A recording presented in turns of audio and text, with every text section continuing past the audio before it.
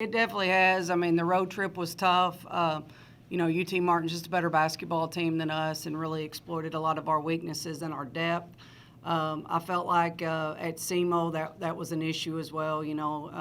We were able to maintain or run back at them after their start, and we came out after halftime, and they kind of hit us in the face, and we never really responded to that. And again, our depth was an issue. Our kids got tired, but I felt like that our kids fought, and that they're going out there and they're giving everything they've got. And I'm asking a lot of them.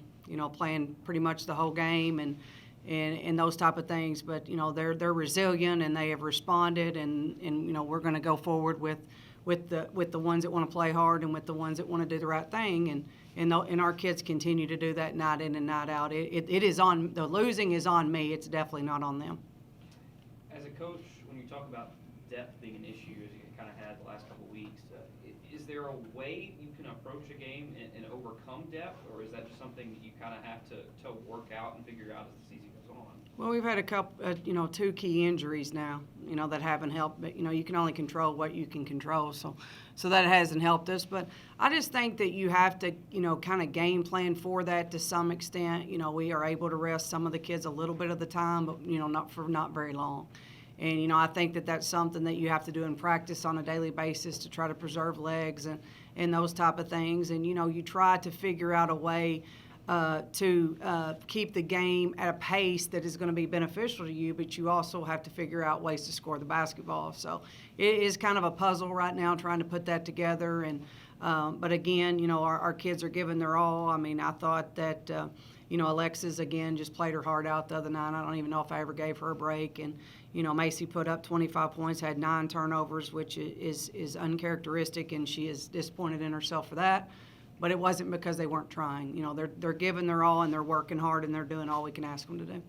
You talk about those key injuries. I would assume one of them is, can you elaborate on what your 2 key injuries are? Well, obviously Gentry's out for the season. We know this. And Sadie has some issues with her knee.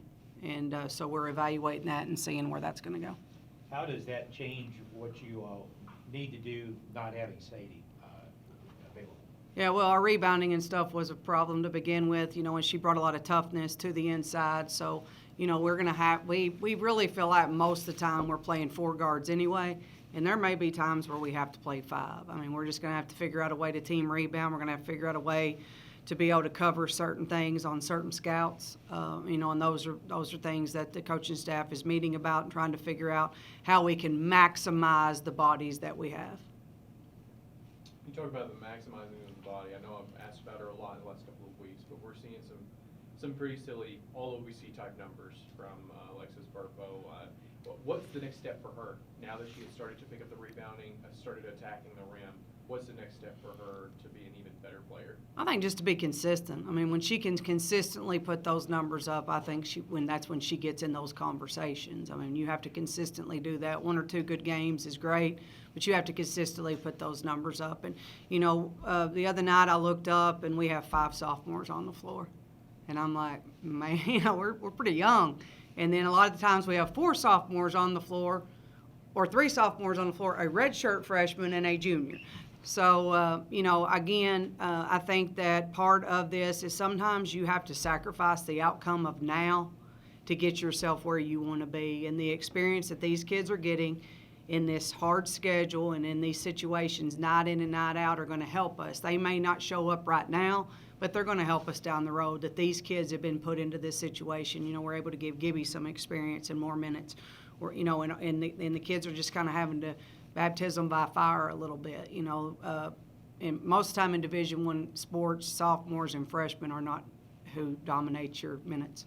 But right now that's the situation we're in. So we've got to use that to our advantage, and they've got to continue to get better and continue to grow so that, the positives come from this. You have to find all the positives you can in every situation. Also, Belmont, Darby Maggard gone. How has that changed what they do? Well, they're still very good. They're bigger than us in every position, which is most of the time. They're not scoring the basketball as much. I mean, I don't care what you say. You cannot replace a kid like that immediately. I mean, you kind of try to replace them by committee. I mean, she was everything that they did, and I think that some of their struggles offensively have shown that. But, Bart does a great job. They're going to be prepared. I mean, their only loss is to UT Martin, which is really, I think, heads and tails. Even with their injuries, they've proven to be above everybody else at this point. They have preseason all-conference player, Harmeyer kid. I mean, they have a lot of good players and a lot of good pieces. And, because of their size, obviously, it'll be a difficult matchup for us. But, right now, we're just continuing to focus on ourselves and focusing on trying to get better and grow each and every day so that, like I said, we can continue in this process and continue to make steps, just 1% better each day. And like I said, the kids that are playing hard and fighting for us, I mean, I have nothing but great things to say for them.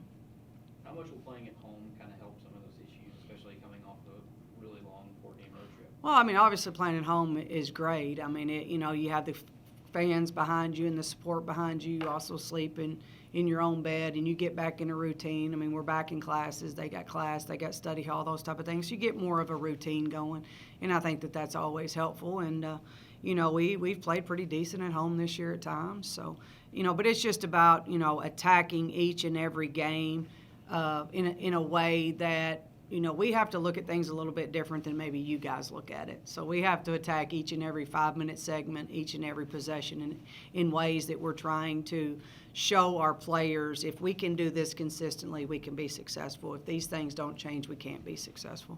So you have to break it down and make sure that they understand what we have to do. We are not going to be the most talented team on any night, but we have to be the hardest working team, and that's what we're continuing to work on. I know a lot of things didn't go well these past couple of games, but one thing in the SEMO game, I think you've been asking for your team, shoot the ball with confidence and authority. And aside from the turnovers, your team goes 12 for 28. Yeah, I mean, we shot the ball well. I was really pleased with that, but we turned the ball over too many times. So, every time we do not value a possession, we turn it over. That's an opportunity we don't get to score. And right now, scoring is one of our Achilles heels that we don't score enough points. And so, we talked about that today at the beginning of practice, and those are things that have to continue to be addressed. But those are changes in mental and physical ways that our players have to adapt to the speed of the game. And some of them are taking a little longer than others to adapt to that.